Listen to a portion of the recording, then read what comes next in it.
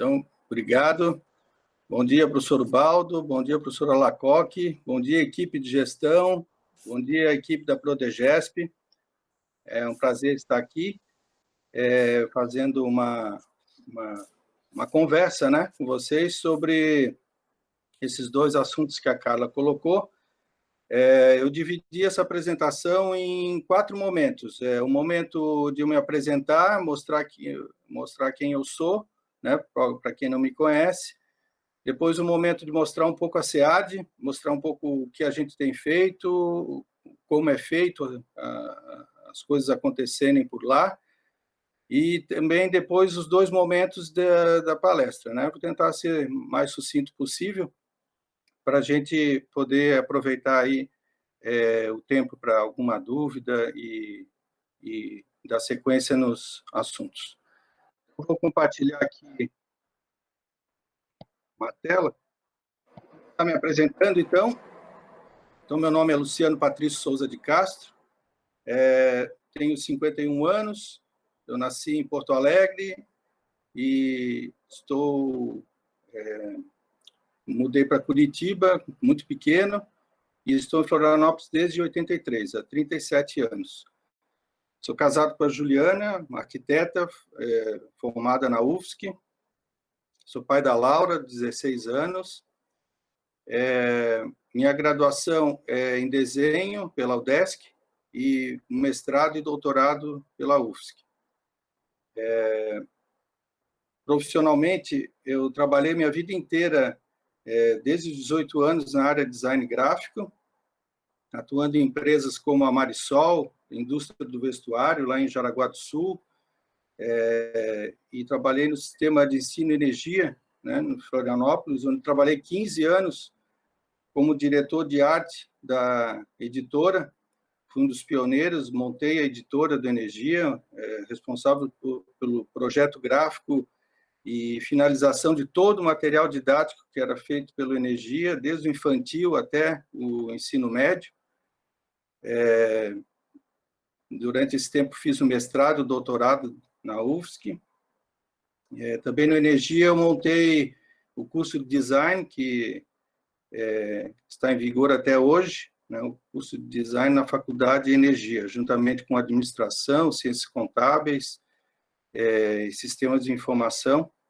Então, o design fui eu quem montei lá com uma proposta do professor Leocádio e do Percy.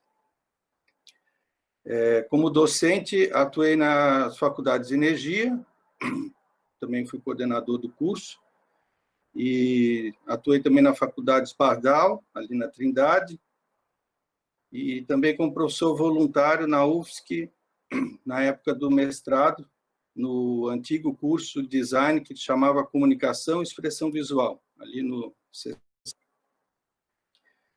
Bem, na UFSC, eu estou completando 10 anos, agora em setembro. Sou professor associado 2, do Departamento de Design e Expressão Gráfica. Atuo nas áreas de design editorial e identidade de marca. Atualmente ministro 2 disciplinas, projeto editorial e planejamento gráfico editorial. Nesses 10 anos já fui coordenador de projeto de conclusão de curso, coordenador de estágio por 2 vezes, subcoordenador e coordenador de curso. Sou líder juntamente com o professor Richard Perassi, do grupo de pesquisa do CNPq, o SIGMO, que é Significação da Marca, Informação e Comunicação Organizacional, então, constituído por professores e pós-graduandos do programa de design do departamento. Também, nesses 10 anos, já fui homenageado 3 vezes como paraninfo, 4 vezes como patrono, 1 vez como nome de turma. Então, são homenagens que eu adoro destacar, porque, para mim, não tem preço esse tipo de homenagem feita pelos alunos. Para finalizar meu currículo, fazendo uma analogia, design e a educação à distância, design é projeto, então, e visa resolver algum determinado problema. Então, por isso, minha relação acadêmica e profissional com a educação à distância é muito próxima, já que todo curso trata-se de um projeto e que visa atender um determinado público, um determinado problema, com uma identidade visual estruturada e com materiais e recursos didáticos eficientes, que sem isso não move um curso à distância. Então, esse seria um pouco sobre a minha pessoa, né? Agora eu queria falar um pouco sobre a SEAD. A SEAD é localizada no centro, na rua Dom Joaquim 757,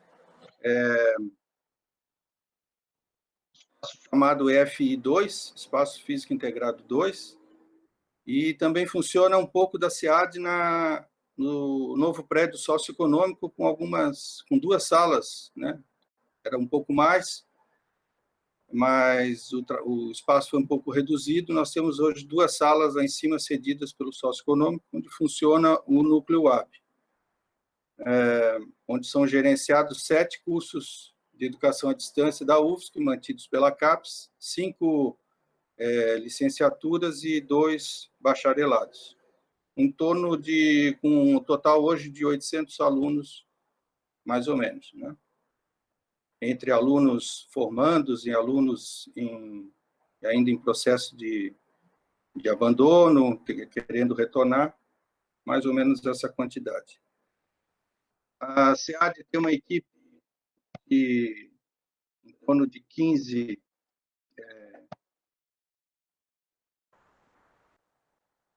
servidores, né?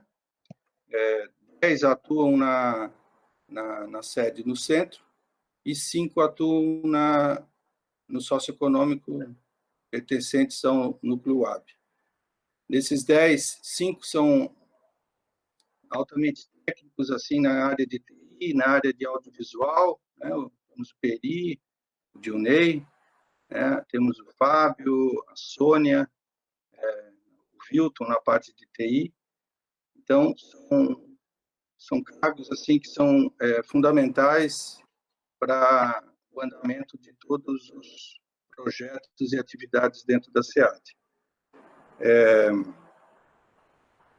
Atualmente temos uma servidora em colaboração entre unidades, a Joyce, também pedagoga, função essencial na área de design instrucional.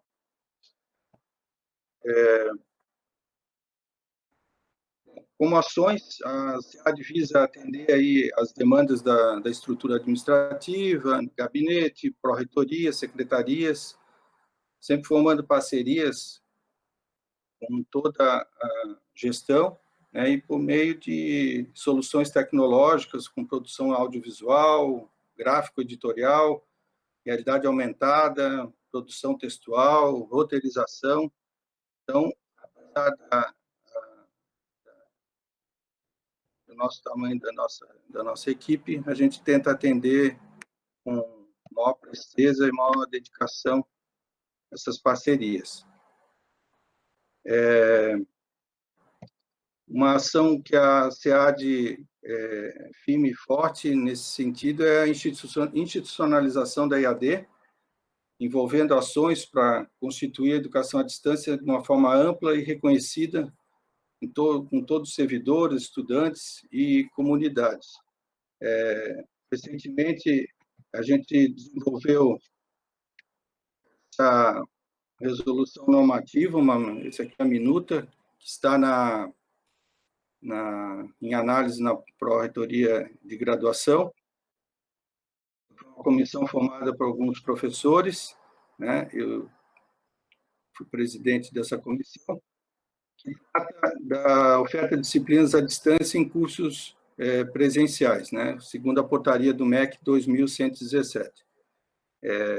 Eu acho que essa vai ser uma das grandes contribuições da SEAD futuramente, porque eu vislumbro muito essa oportunidade dos cursos de graduação presenciais ofertarem essas disciplinas à distância, com parte da carga horária de até 40%. Né? Então, principalmente agora com a pandemia, acredito que muitos cursos irão se interessar, né, por essa modalidade. Então, a gente está aí com uma resolução a ser aprovada ainda, vamos tentar ainda esse ano.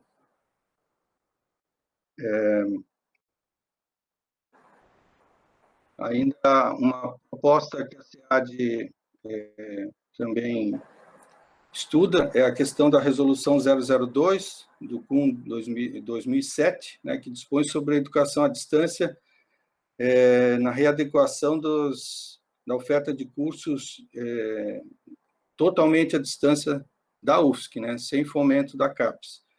Então, a qual também poderia regulamentar os programas de pós-graduação, né, stricto sensu, na modalidade de educação à distância, conforme a portaria 90 de 2019, que também dispõe sobre essa possibilidade.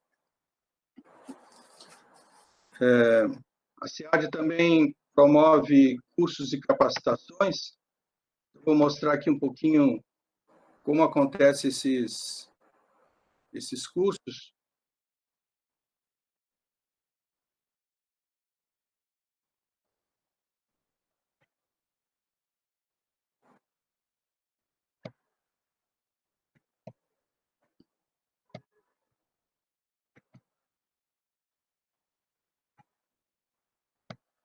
Isso aqui foi um dos cursos que nós fizemos recentemente, curso de capacitação para monitores.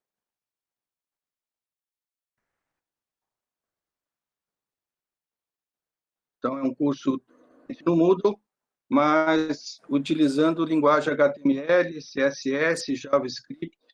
Então, aqui o aluno acessa, né, o cursista, e ele tem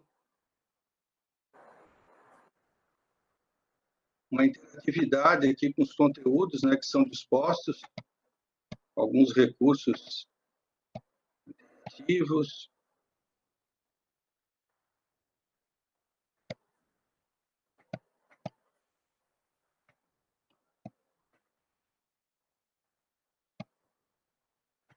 Ele consegue avançar, fazer atividade.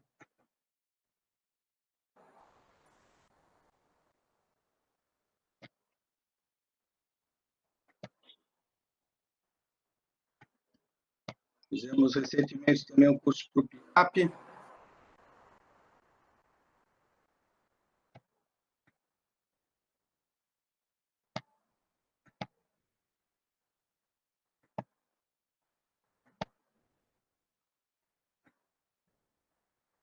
Então, tem aqui um tipo de recurso,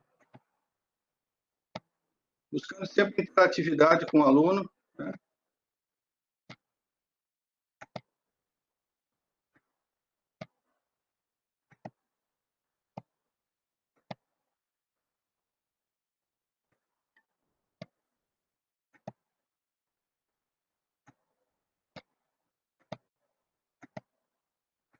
Então, essa é o tipo de trabalho que a gente desenvolve na SEAD, né? Com Moodle diferenciado, né? Com essa linguagem HTML, CSS, né?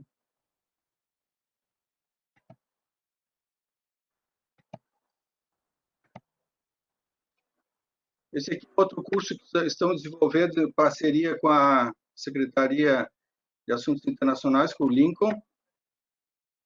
Então, um curso de português para estrangeiros, é um projeto que a gente vem desenvolvendo há algum tempo, né?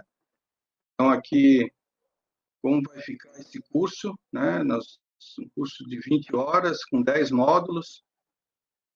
Então, totalmente desenvolvido no Moodle, com atividades.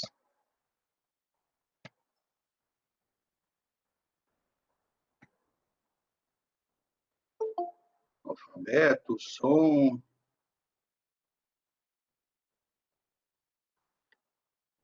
Curso ainda em construção, mas com muito trabalho, né?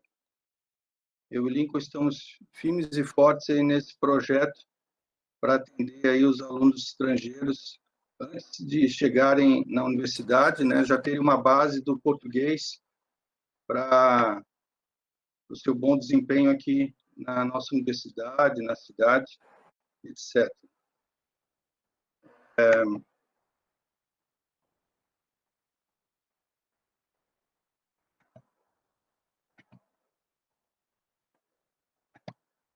A cidade também desenvolveu, ao longo da pandemia, uma das ações foi a criação aqui desse repositório, né, o Recurso Tecnológico de Aprendizagem, onde a gente posta materiais desenvolvidos dentro da universidade, aqui a cartilha, que foi o nosso último material. Temos recursos do Moodle, recursos de webconferência, recursos de aula online, né? Então, um repositório onde tem sido bastante acessado e bastante elogiado aí por quem está usufruindo. Temos aqui também o Lab SEAD, uma parte da SEAD onde são desenvolvidos os projetos externos na universidade. Então, aqui alguns projetos em andamento, o Captando, que é um curso com o Ministério da Justiça, tem o projeto CEGEM, com a Secretaria de Segurança Pública, alguns projetos já finalizados, o Compacta, o Laços, o Escuta, né? Projetos mais antigos, de prevenção às drogas. Então, essas são as nossas atividades, nossos parceiros, Ministério da Cidadania, Ministério da Justiça e Segurança Pública. São cursos aí que estão em pleno desenvolvimento, né?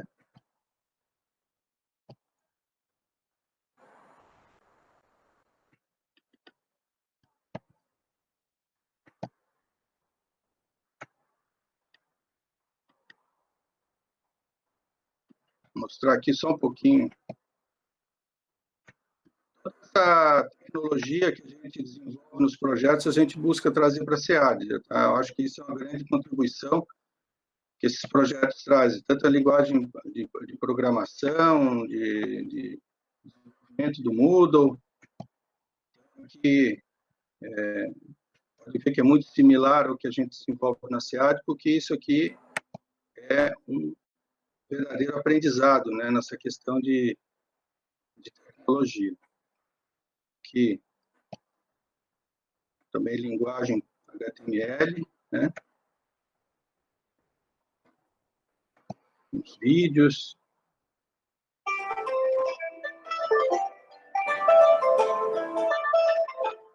Para compreender as leis que envolvem as comunidades terapêuticas, primeiramente é importante entender os principais eventos na evolução das políticas públicas.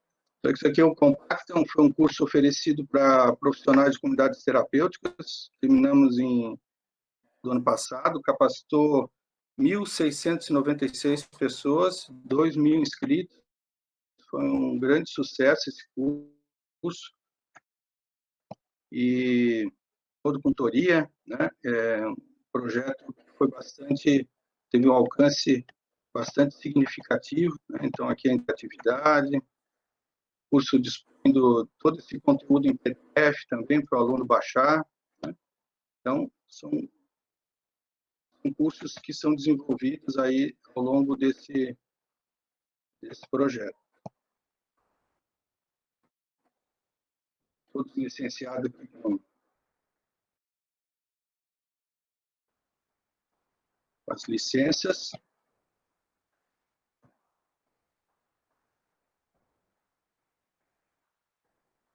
Uma coisa interessante mostrar aqui que esses cursos eles são totalmente responsivos. Quem não sabe responsividade, ele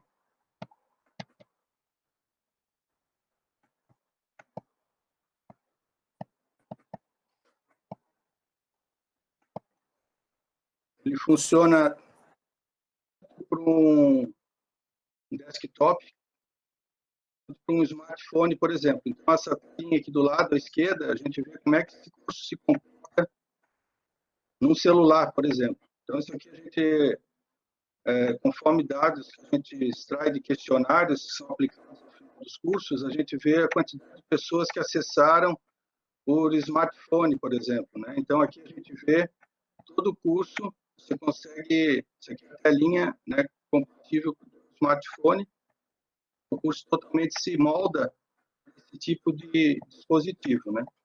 Então, a gente tem aí a grande vantagem aí, a grande diferencial do curso, né? Você abrir ele no Moodle.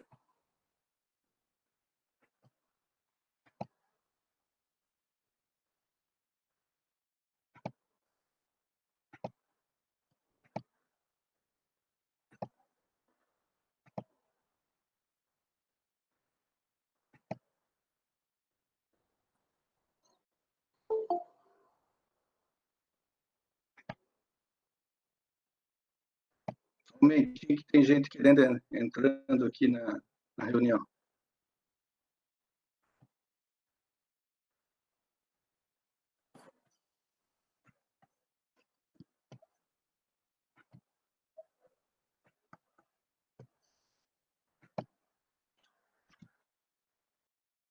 Atualmente estamos com esse curso aqui ainda em inscrição, que é o Captando,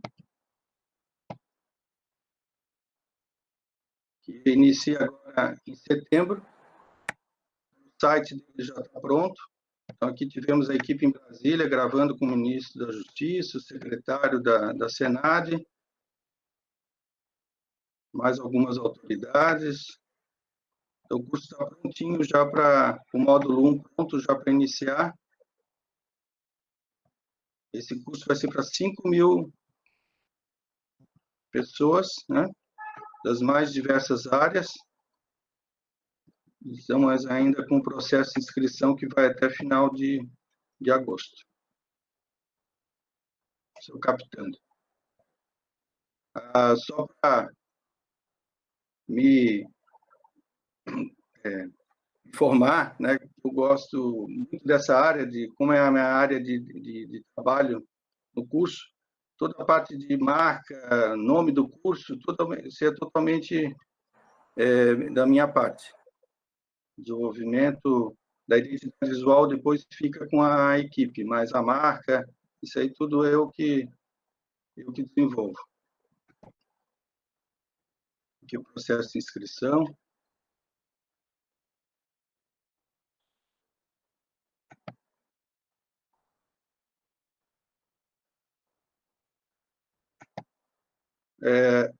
Outros projetos que a gente desenvolve também, esse aqui, material didático, né? Esse aqui é com o Ministério da Cidadania. Estamos aí desenvolvendo uma cartilha. Essa cartilha ainda não foi, essa aqui vai ser impressa, já está com a ficha catalográfica. Essa cartilha vai ser impressa e a gente trabalha com recursos da realidade aumentada. Então, aqui a gente já tem um recurso aqui da realidade aumentada, né, para saber mais, onde leva para alguma animação.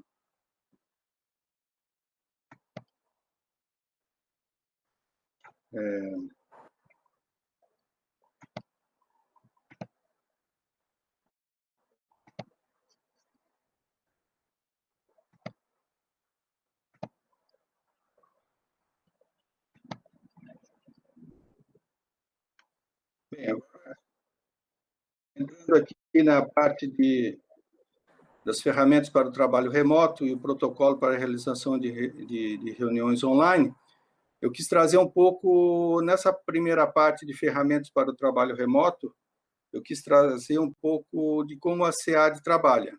Quem sabe, né, seja aí tem alguma contribuição para algum setor da UFSC nesse sentido. Então, é fundamental que o gestor e sua equipe tenham as ferramentas adequadas para atender seu método. Eu dividi aí esse método, assim como a gente trabalha na SEAD, em 5 momentos, né? Fluxograma de processos, gestão e monitoramento de equipe, comunicação em tempo real, colaboração e armazenamento e acesso de arquivos. Então, são situações que hoje a gente se depara, né, com esse processo de atividade remota.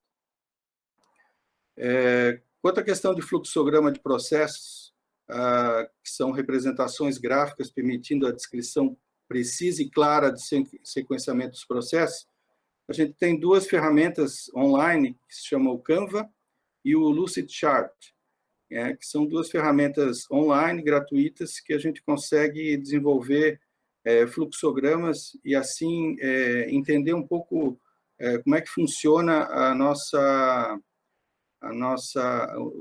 nosso fluxo de trabalho, né? A gente sentiu isso muita falta agora com a pandemia, que quando a gente está presencialmente, a gente vai lá, conversa, né? A toda hora, a todo momento, passando por uma mesa ou outra, mas agora a gente, um pouco distante, a gente sentiu essa dificuldade. Então, a gente desenvolveu esse fluxograma aqui, que como a gente trabalha na SEAD hoje, né? Então, dentro das áreas de atividade, né, que é o DI, que é design instrucional, design gráfico, linguagem e memória, que é a parte de revisão textual, TI, né, tecnologia de informação, áudio e vídeo e Moodle. Aqui as etapas, né, etapa 1, etapa 2, etapa 3, etapa 4, assim como funciona todo o nosso fluxo de trabalho, né, como chega o trabalho, para onde é que vai, na etapa 1, instrução, definição. Então, é o fluxo de trabalho que a gente desenvolveu e estamos atuando aí nesse tempo remoto, né, para atingir aí as nossas metas.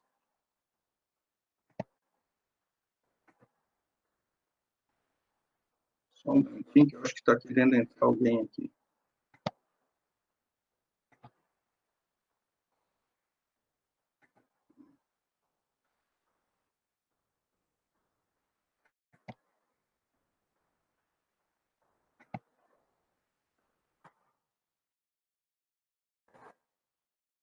Bem, de gestão e monitoramento de equipe, nós temos aí o fator, né, gerenciar tarefas e organizar atividades.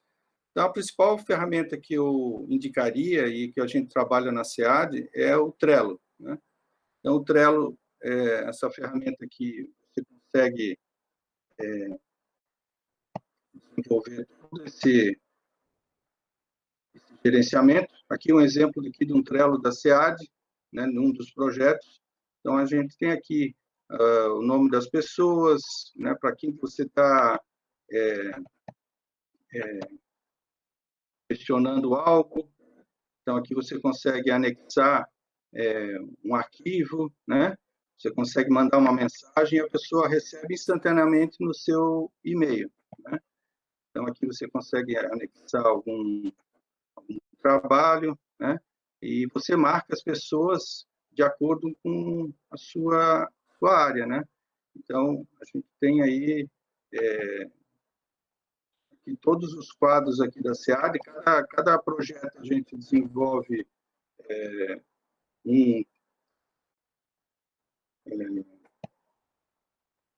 uma nova dinâmica aqui de trabalho. Aqui já é outro projeto.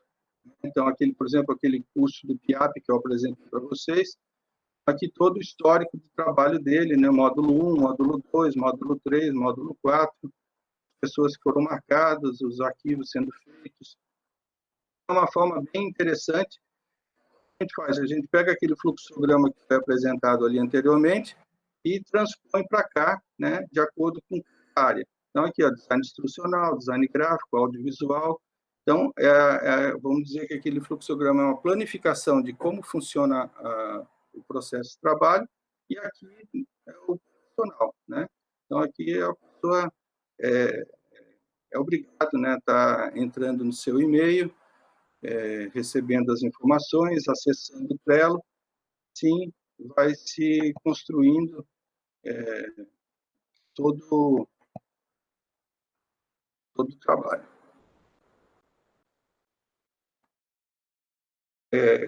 Na questão de comunicação em tempo real, nós temos aí a troca direta, né, de coleta e processamento de informações.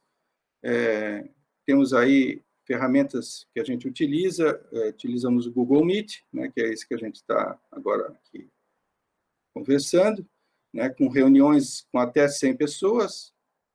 No momento, as reuniões podem durar o tempo que for necessário, mas a partir de 30 de setembro, o tempo limite passará a ser de 60 minutos por reunião, mas a UFSC, como tem aí um acordo, né, com a Google, né, esse processo aqui, acho que não se levará em consideração.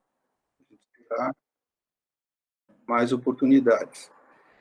Outro é o MConf, da RNP, né, que permite até 75 pessoas com usuário, como apresentador, câmera aberta, compartilhamento de tela e apresentação, e todos os demais participantes como ouvintes. Permite 12 pessoas com todos os participantes usando todos os recursos, áudio, câmera, compartilhamento de conteúdo. Atualmente, eu gosto muito de trabalhar com o MConf, eu acho ele estável, né? Segundo informações aí da CETIC, ele vai permitir agora, com tempo de retorno às aulas, de até 750 reuniões simultâneas, sem restrições dos docentes gravarem também, que hoje em dia a gente tem uma certa restrição, algumas pessoas só conseguem gravar as reuniões, então essa ferramenta de gravação vai ser permitida, então 750 reuniões simultâneas. Depois nós temos outra ferramenta, que é o Jitsi. O Jitsi também é uma ferramenta bastante interessante. E a quarta que eu acho interessante também é o Zoom, né?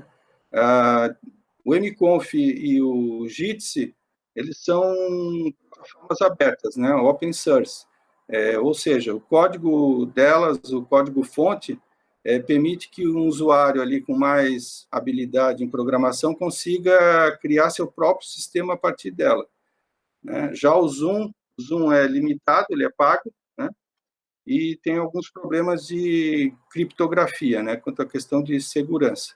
Então, eu acredito, assim, as mais confiáveis seriam o Google Meet, o MConf e o Jitsi. Isso como recomendação. Inclusive, hoje, no Jornal da Manhã, tinha uma reportagem sobre acesso de hackers nessas reuniões, né? Então, hoje em dia está muito frágil e está muito recorrente essa situação, é crime por injúria, né? Ainda não tem uma pena para esse tipo de acesso à invasão, né? de reuniões, mas o que as pessoas estão cometendo ali seria realmente um crime com várias questões ali a serem abordadas pela justiça. Outra ferramenta que a gente utiliza muito é o WhatsApp, né, do celular, né? Quando é uma ligação, quando é uma questão mais rápida, a gente acessa o WhatsApp com poucas pessoas, né, que permite uma ligação com até 8, né? Então, temos aqui a visualização aqui de até 8 pessoas.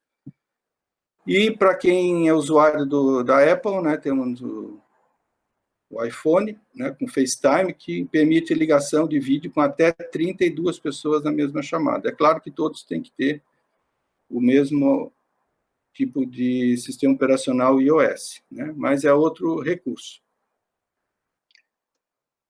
Na questão de colaboração, né, as aplicações de produtividade e edição de documentos, né, o Google Docs é a ferramenta de armazenamento e sincronização de arquivos quando precisamos ali editar algum documento, editar algum material do curso que estão mais pessoas envolvidas, né? Aí utilizamos o Google Docs. A questão de armazenamento e acesso remoto de arquivos, nós utilizamos aí o Google Drive File Stream, que é uma forma rápida e fácil de todos acessarem os arquivos do Drive em um computador. Então, aqui fica uma pessoa responsável pelo setor, né, onde faz essa migração dos arquivos que estão sendo utilizados no setor, né? Aqui no caso da SEAD, a gente criou aqui uma nuvem, né, com esses arquivos, né? E aí são feitos os convites, né, gerenciar participantes, e aí todos têm acesso ao armazenamento desses arquivos. Inicialmente, com a pandemia, a gente estava trabalhando com a VPN, né, acessando remotamente todos os arquivos lá da SEAD, porém, era muito variável, muito instável essa conexão. Muitos não conseguiam, né? Tínhamos até 2 acessos via VPN, mas a forma do Google Drive ficou mais estável e estão todos trabalhando dessa forma agora, salvando os arquivos aqui no Google Drive e depois são removidos lá para o nosso servidor, para termos aí uma forma de um backup. Outro tipo de armazenamento e acesso remoto de arquivos pode ser da Microsoft, também o SharePoint, que é possível fazer esse tipo de compartilhamento de arquivos, né, com toda a equipe. Né? E temos o OneDrive também, que é outro tipo de pasta, né, para armazenamento. Bom, agora chegando na parte de protocolo para a realização de reuniões online, eu vou apresentar aqui algumas práticas em webconferência, são 12 práticas. Eu acredito que muitos já conhecem, né? Acho que fomos aprendendo aí no decorrer do tempo, né? Na prática, foi realmente acessando reuniões, participando, e a gente foi conhecendo um pouco o que se deve fazer, o que não deve. Então, vou tentar contribuir aqui com vocês, né? A primeira seria a pontualidade, né? Assim como qualquer outro compromisso, eu acho que a gente tem que ter uma certa pontualidade, né, na videoconferência, né? E nessa questão, seria fazer a conexão com antecedência, né, preparando e testando o áudio, o vídeo, antes da reunião começar de fato, né? Outra questão seria a preparação, né? Acho que é imprescindível que se possa, para tirar o melhor proveito, entender como é que funciona a plataforma, né? E para isso ter uma experiência positiva, fazendo realmente render esse encontro online. Então, a dica seria treinar a dinâmica da plataforma, né? Se você nunca utilizou, vai utilizar o Jitsi, nunca utilizou, eu acho que é interessante fazer essa preparação explorando os recursos e as ferramentas disponíveis. A terceira era de ter um moderador. Acho que quando a apresentação é muito grande para muitas pessoas, é aconselhável ter um responsável para moderar essa conferência, onde existe um número elevado, né, de participantes na sala. Por exemplo, eu estava aqui agora também sem um moderador, né, então algumas pessoas entrando, eu tinha que interromper para colocá-las em funcionamento. Questão de câmera, legal sempre é olhar para a câmera e não para os outros participantes, né? A câmera normalmente se localiza ali na parte superior, né? E atentar-se ao enquadramento da câmera e a iluminação. A distância da câmera deve permitir que o participante ocupe assim, uma área acima dos ombros, né? Quando possível, também aproveitar a luz natural, né? Desde que não seja uma luz muito excessiva, né? Normalmente, a fonte de iluminação, quando vem da frente do rosto, é mais suave, né? E que não causa muitas sombras, muitos ruídos ali na imagem. A questão do compartilhamento, né? Atentar-se que o que está aberto em seu computador, né? É preciso ter em mente que todos os participantes, né, da videoconferência estarão vendo que está sendo exibido na tela do computador, então não deixe nada muito particular, né, aberto, né, para que não ocorra nenhum tipo de constrangimento. Na questão de compartilhamento de apresentação, eu indicaria usar alguns critérios, tornando-a confortavelmente legível. Então, vou trazer um pouquinho aqui da minha área, que é a área de design editorial, que a gente pode levar também para o digital, né? Quando for apresentar algum PowerPoint, algum PDF, algum material desenvolvido com texto, eu indico assim para trabalhar com no máximo até 6 linhas de texto, né? Que é essa aqui, essa imagenzinha aqui que está abaixo aqui.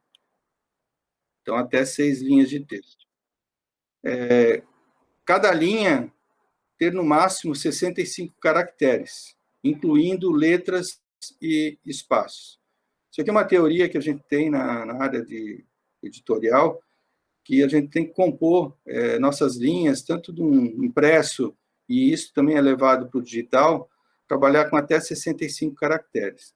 Existem programas, é claro, que são próprios para isso, por exemplo, o Adobe InDesign, onde a gente desenvolve todos os materiais didáticos, por exemplo, que a gente tem ele faz uma contagem dessa linha. Claro, você vai usar um PowerPoint, você vai ter que fazer uma contagem aí manual, né, com o dedo mesmo, para saber quantos caracteres tem em cada linha. Mas uma vez determinado aí o frame que você tem, que é essa largura, e ter uma média de 65 caracteres por linha, está interessante. Por que isso? Porque quando a linha é estreita demais, como a gente tem essa imagem acima, a leitura se torna enfadonha, né? Fica dinâmica demais e você se perde nesse texto. Da mesma forma, quando você tem uma linha larga demais, né? O seu olho vai até aqui, ele volta, ele não sabe se ele está nessa linha ou se ele está nessa, né? Então, a leitura se torna aborrecida, se torna muito dificultosa. Então, às vezes, claro, para que tenha suas funções ali de leitura e bom acesso do texto. Aplicar uma entrelinha de 50% a mais do valor da tipografia, isso influencia muito também, né? Entrelinha seria essa linha de base até essa próxima aqui embaixo, equivalendo a 150% do tamanho do tipo. Se o tipo, por exemplo, é 10 pontos, essa entrelinha tem que ser de 15 pontos, né? Então, a gente trabalha com pontos, né? Uma unidade de medida, né, na tipografia. Então, isso equivale nos editores de texto ao espaçamento de 1,5. Tá? Isso simples ali no Word, no PowerPoint, né? Trabalha aí com por isso existe esse 1,5 linha, certo?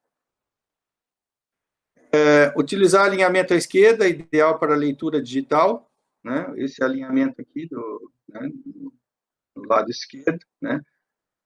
Aquele justificado, ele acaba criando espaços indesejáveis, né? E se você não tiver uma ferramenta de hifenização, de criar hífens nesse software que você estiver trabalhando, ele vai criar espaços muito desagradáveis aqui. Então, aconselhável leitura digital é o alinhamento à esquerda. Aplicar caixa alta e caixa baixa em vez de somente maiúsculas, né? A caixa alta e caixa baixa é essa aqui, né? Em vez de maiúsculas, se torna muito cansativo ler somente maiúsculas. Utilizar fontes do tipo sem serifa, como Arial, Verdana, Roma. Buscar no Google Fontes. Hoje nós temos em torno de 1.000 fontes no Google Fontes e em torno de 300 sem serifa. Então, sempre quando for trabalhar com uma apresentação digital, né, tentar trabalhar com uma sem serifa, que vai ser muito mais tipo no estilo itálico, né? Não utilizar mais que 2 fontes na apresentação, 2 tipografias.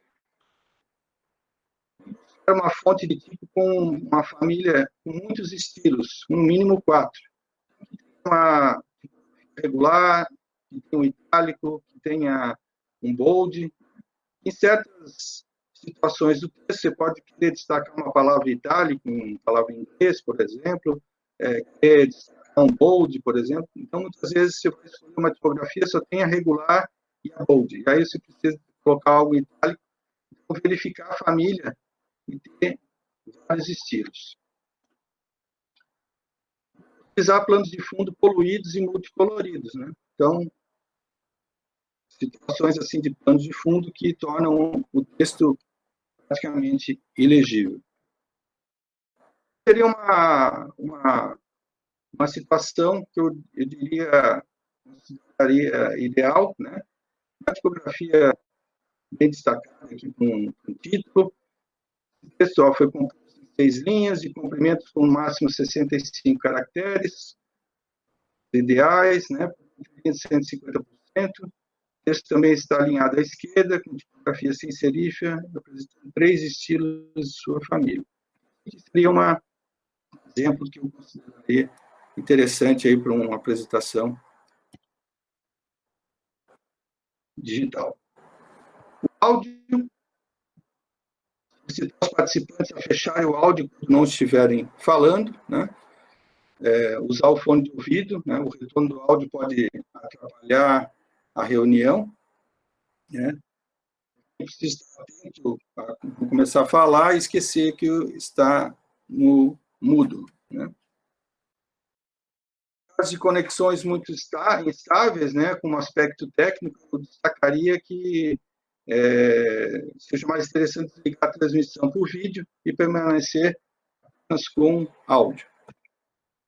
Bastante. A questão do cenário, ambientes desorganizados fazem com que os comunicadores pareçam desorganizados também. Então, procurar um espaço em que o plano de fundo seja condizente com a imagem que você quer. Uma opção pode ser utilizar fundos virtuais disponíveis nas ferramentas. Então, aqui, ó, de acordo com a plataforma que você estiver utilizando, por exemplo, no Google Meet, você tem que baixar a extensão Visual Effects for Google Meet e definir seu plano de fundo. Então, temos aqui uma biblioteca bem interessante aqui, né, que é uma imagem da própria plataforma, e você pode também aqui nessa upload aqui, você pode colocar um fundo de sua autoria, você pode pegar uma imagem de fundo ali que você tem e colocar. Fica bastante, às vezes tem algumas imperfeições aqui de acordo com o seu movimento, de acordo com o fundo que você está, que não é tão uniforme, que pode destoar um pouco, mas é um recurso de fazer algo mais bem elaborado, mais sério, né? Você pensa um fundo aqui de trazer um atrativo, né, na sua webconferência. A questão da atenção, né? Cuidado ao realizar multitarefas durante a reunião, perdendo o foco das discussões. A tentação de checar um e-mail, uma mensagem no celular é bem grande, né? Então, você fica uma grande parte da reunião sendo apenas ouvinte. Então, a multitarefa é perigosa, né? Você pode até ser pego despreparado ali para uma questão que você não está atento. Então, a gravação das reuniões pode ser útil, utilizar a sua conta de administrador da Google e tem a sua reunião gravada no Google Drive.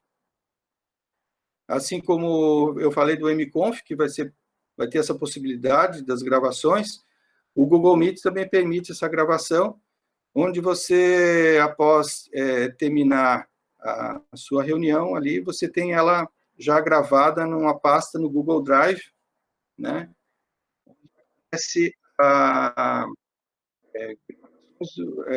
Reuniões do Google Meet, uma pasta que vai estar essa gravação.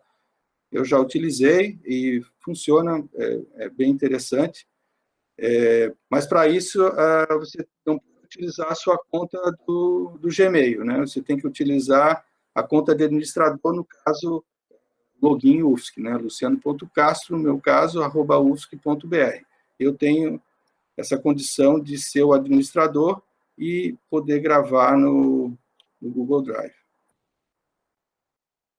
A questão do ID, né, que seria o endereço da reunião.